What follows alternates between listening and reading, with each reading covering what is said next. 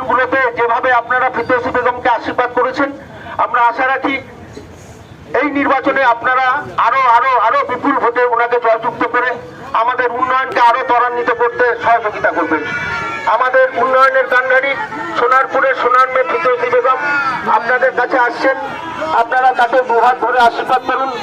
আগামী 29শে এপ্রিল যে নির্বাচন, এই নির্বাচনে তৃণমূল কংগ্রেস মনোনীত প্রার্থী মমতা বন্দ্যোপাধ্যায়ের স্নেহধন্যা ফিরদৌসী বেগম আপনাদের কাছে এসেছেন। আপনারা সবাই দুহাত ধরে আশীর্বাদ করবেন। বিগত নির্বাচনগুলোতে যেভাবে আপনারা আশীর্বাদ করেছেন, আমরা আশা রাখি এবারেও আপনারা তার থেকে বিপুল ভোটে জয়যুক্ত করবেন। ওনাকে জয়যুক্ত করে ভুল দিয়ে যেত আগে দেবো